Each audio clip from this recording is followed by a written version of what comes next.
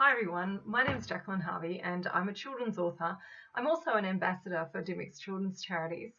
I hope that you're all well at this very strange time in our lives. Certainly, the coronavirus, COVID-19, has changed the way we live at the moment, and we're all in very close quarters with our family and the people we love. And I suppose we're doing things differently at the moment, and we need to do that just to get through this period of time. But it's also a good time to do lots of reading and writing and creating. And for me, that's what I'm definitely using this time for. So I'm very lucky that I'm at home here in Sydney, and I'm doing lots of writing. So I thought today that I'd talk to you a little bit about how I came to be a writer and why do I do this job and what inspired me. I'm also going to share with you some questions that I get asked quite a lot from readers. So, first of all, I guess I haven't always been a writer. I actually worked as a primary school teacher and deputy head for a long time. And I knew I wanted to be a teacher when I was just 9.5 years of age. And I wanted to be a teacher because I was absolutely inspired by one of my own teachers. She was incredible. She was funny and she was creative. She played the piano, the guitar. She could sing. She created the most beautiful artworks. And so she really taught me too that every day at school should be lots and lots of fun.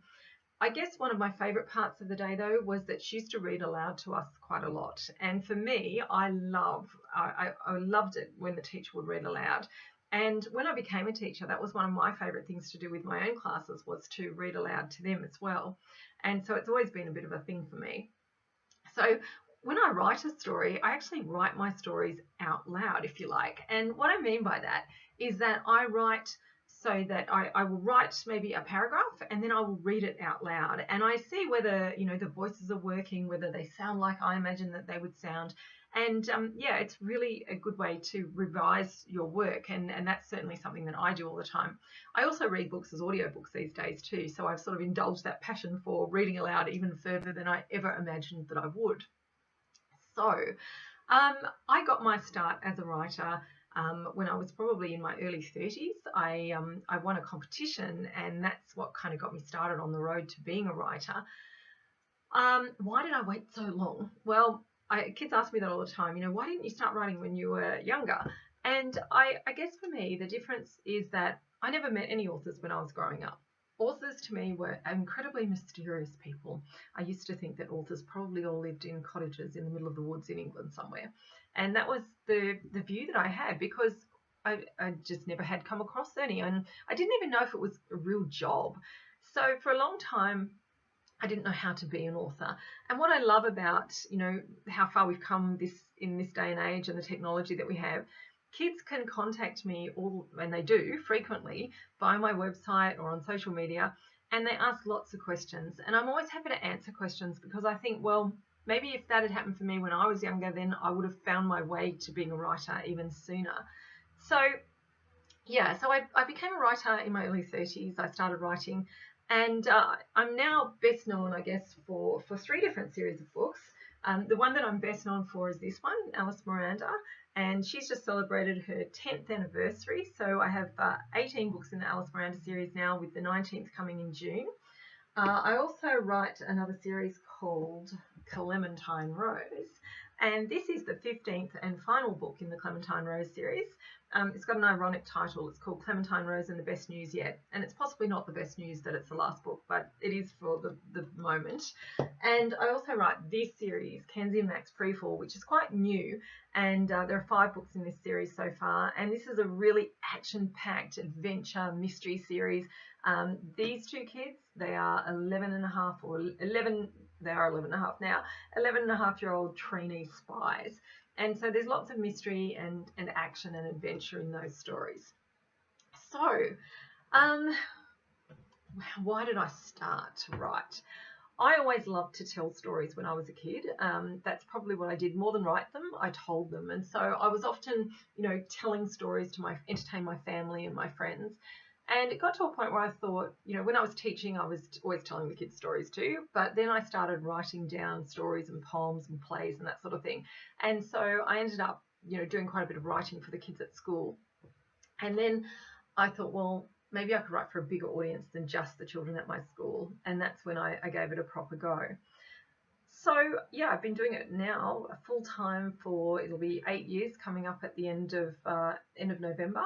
And I think I'm really fortunate to do the best job in the world, because, you know, there are days when you get to sit in your tracky ducks and be at home. And we do that a lot at the moment. But and then there are other days when I'm out traveling around and I'm meeting kids and I get to visit schools. And that for me is fantastic, because I still get to go to schools, which is, you know, it's been a huge part of my life. But I don't have to do playground duty. I don't have to do reports. I don't have to deal with any of that stuff. So I get the best of all worlds. I get to go and talk to the kids, meet the staff, but then I get to go home at the end of the day without all of that extra stuff. So yeah, I love being a writer. It's a fantastic job. I love that kids ask me lots of questions, and I've had a whole heap of them lately. So I'm just going to answer a few questions that kids that seem to be quite common questions for me. So I guess one of the most common questions is, have I been to all the places where I set my stories? Alice Miranda travels a lot around the world, and Kenzie and Max do now too. And you know, you can see on every Kenzie and Max book there's a great hint as to where the books are set, as to the silhouette in the background. And this one is obviously the Tower Bridge in London. So in answer to that question, yes, I have been pretty much to most of the places that I have written about. However, not all of them. And I never went to Barcelona. I've never been to Spain. And Alice Miranda number 4 is set, it starts off in Barcelona. And so how I learned about Barcelona was lots and lots of research. Google Maps, Google Earth, Google Street View is your best friend when you're writing a book and in a place that you haven't been to. The other story that I've just recently finished is Alice Miranda in the Outback. Now, I have been to the Outback several times. I've been to different places in the Outback of Western Australia and to Alice Springs and to Darwin. However, I wanted to set this story in a different place. So I've set it on a huge cattle station, about 5 hours northeast of Coober Pedy. Now, Coober Pedy is somewhere that fascinates me. It's an opal mining town, but I haven't been there. So I watched every single video I could find about Coober Pedy. I went on the internet and did loads of research. I talked to people who've been to Coober Pedy, and I used Google Maps, Google Street View, Google Earth, and did lots and lots of research that way. So you can write authentically about places that you haven't been, even, just by doing your homework. Another question that I get asked all the time, why does Alice Miranda have such a long name? Her full name is Alice Miranda Highton Smith Kennington Jones. And I thought it was fun just to give her a really silly, long, the sort of name that not many kids would really have. And her mum is called Cecilia Highton Smith. Her dad has called Hugh Kennington Jones. I didn't know what to call her, so I just put them all together. But I was also very deliberate about the name, because Highton is quite an unusual name, but Smith is a very common name. Kennington, unusual. Jones is very common. My grandparents are Joneses. So I asked the children at the school where I was working, I put that name up on the window in my office one morning tea time, and I said how long to remember it off by heart. And I think it has a real sing-song quality about it. Alice Miranda Highton Smith Kennington Jones.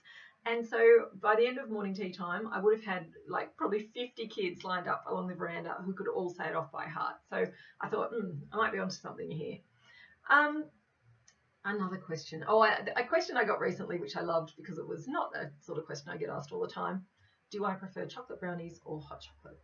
I have to say I'll take the chocolate brownies most of the time, but if I'm skiing, it's definitely hot chocolate. So I'm going to go now because I need to do some writing, and I hope that during this time when you're spending a lot of time at home that you get to do a lot of writing as well. Do your research, think of interesting names, that's another cool thing to do, and I would say write stories that excite you, write about stuff that you would like to do in your life as well. And I'm always thinking about what the next adventure is. In fact, today I'm plotting Kenzie and Max 6, which is going to be set in the Swiss Alps. And so I have been to the Swiss Alps, which is helpful, but I'm going to spend this afternoon creating characters and making things up. So anyway, take care, stay well, and I'll see you soon. Bye.